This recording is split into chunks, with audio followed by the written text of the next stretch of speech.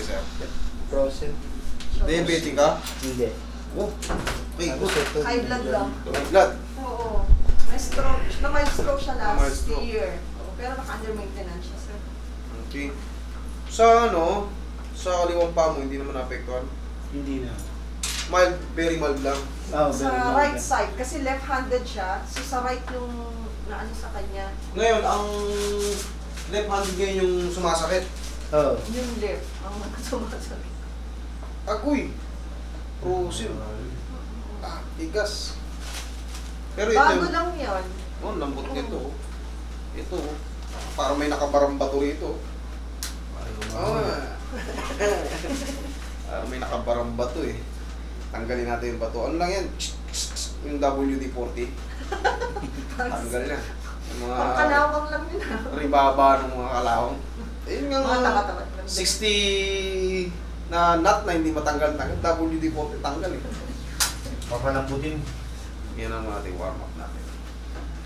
Nagme-maintain na sa mga sa high blood nyo. Apo. Alam nyo sir, hindi ba na-stroke na kayo? Na-stroke na kayo, naka-experience na kayo na ano. Parang hindi na maulit. Kalimutan nyo na yung mga pagkain, adobo, mga mechado, mga masasarsa. Mag-focus na kayo sa ano. Kasi baka sa huli pa kayo magsisi. Mag-focus na kayo sa mga steam na pagkain. Kalimutan nyo naman yung mga prito. Kasi, ayan, high blood pressure kayo. Madadagdagan pa na madadagdagan ng alat, mantika. Doon tayo magkakaroon ng problema ulit. Kasi yung iba, maabot sa 3 stroke pa eh. Iba dahil the same pa rin yung ano. Kasi iniisip ng ano mo, ng mga kasama sa bahay, katulad ni Mami, may kumain na si ano, kumain na si Daddy. Kumain na, busog yun. Pero hindi nila alam, yung tinitake mo, yun pa rin before, yun ang nakapagpa-stroke sa iyo eh. So kailangan, limitahan nyo na yun sa mga ano, mas maganda mga steam na isda, tapos mga nilagang gulay, para hindi na kayo mag-suffer ng ano. Kasi buti nga kayo, yung posture nyo, yung kilos nyo, good. Yung iba, ganun no? Daming nagsasabi. Buti nga natanggal yung para sa utak. Kasi nagkaroon. Oo, kasi pre-nerves yan, may babara, may maring pumutok. Yun yung mga less na yun, ano. Kala nga namin hindi nakakagalaw eh. Mapapalaki yung gastos nyo kasi magte-therapy na naman kayo nun. Yung buto, frozen shoulder lang, hindi pa tumama rin sa ano.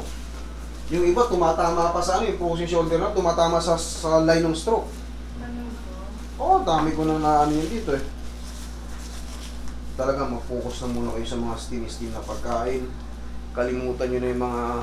Yun lang naman sinabi ko, lumaylay yung kaliwa niya, yung kanan. Yung nangyayari talaga yun. Iba nga, sampa ganun, gampa. Gusto nyo ilakad kasi gumagano mo.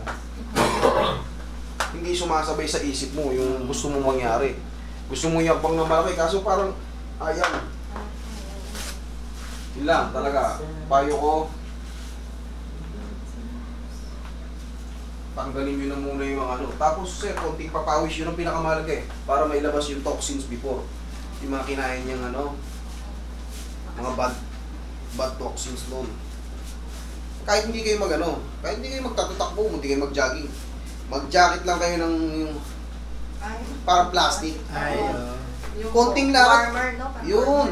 Konting ano lang, walking na, mga 4 na lakad lang, pawis ka na nun.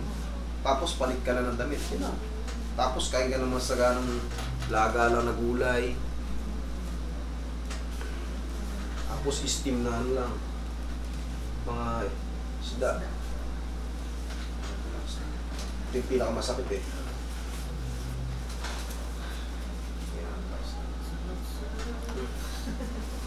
Ha! Gano'n mo sir? Yeah! Tumunog eh.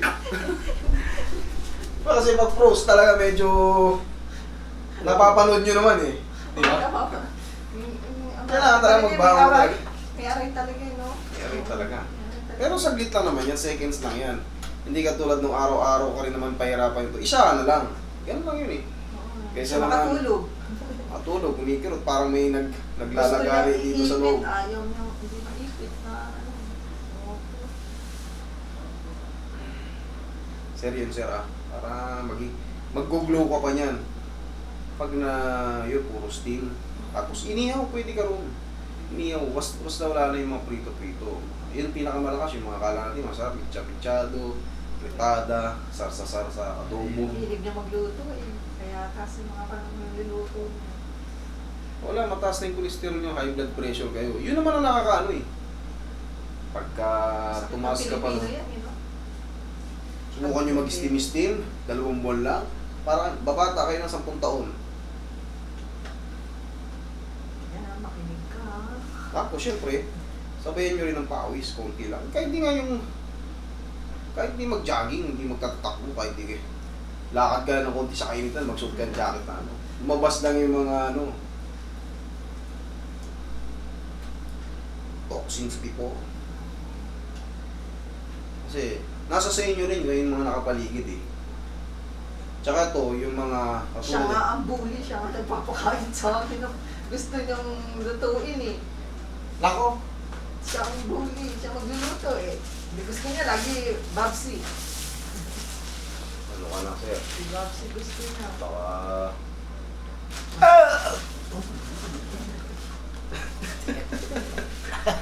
Ganun mo lang. Konti mo lang.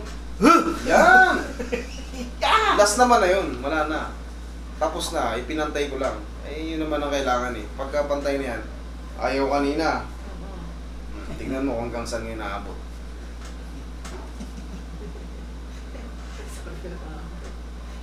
Saan naabot yan? Tingnan mo. Kunti ang luwag na.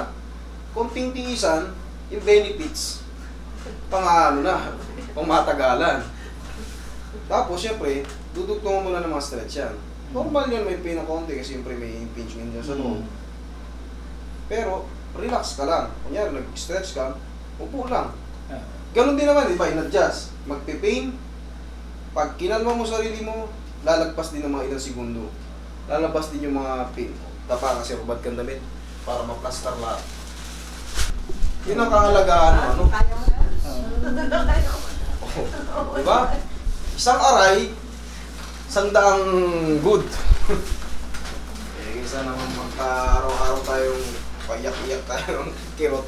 Yung patutulog ka na lang eh. Komportable lang. Diba? Sumasakit. Komportable ka Sakit pa. pa. Hindi. Na-x-ray na, na-therapy pa, wala rin. Wala rin. Eh, huwag yun ang banggitin kung saan ha.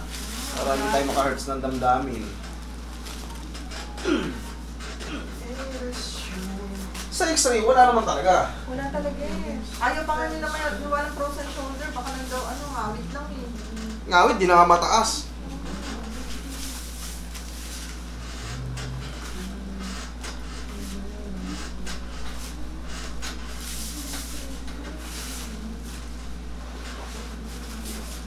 Uy, massage mo to eh. Ang payo ko lang. Mag-focus na kayo sa mga steam. Marami namang masarap na pagkain sa steam eh. Salt and pepper. Ang dami. Alu-aluan nyo na ng mga kung ano. Okay, sir. Ang wala. Diba? Nakikita. Sobrang bigat. Nakikita. Ano dyan? Hmm. Ano? Tapos, dugtong mo muna ng mga stretch. Sir ha? Dito sir, upo ko pa. Buka pa daw. Buka pa. Isa pang pinakamasakit na masakit. Buka daw. Wala na. Joke na. Tatakbo na siya sa Ano na lang, konting hapos lang ng pagmamahal. ayaw na siya. Eh, yun, ganyan lang. Para yung mga muscle na ano. Yan, yung may mga kapaka, yung mga bukol-bukol na muscle, huwag yung durugin. Padaanan nyo lang ng ganyan. Hayaan nyo lang mawawala rin yan. Ayan. Yung mga stiff muscle, normally, talagang nagkakaroon ng ganyan pagka rito, nagkaroon ng ano. Siyempre, less na yung stretch eh. Pero Less yung hindi stretch. naman sa edad yan. O ganun din. Hindi, may batang may frozen eh. Ang madalas nagkakaganito, yung mga diabetic, high blood pressure, Sila yung mga prone. Oo. sila 90%. Sila. 90% ng mga may ganon, dumadaan sa froze. Akala ko overuse yung mga ano natin eh. Ito, mga, Tendonitis. Oo, extreme. Yun kasi ang ano, tendonitis yung Yung isang class ng gano'n.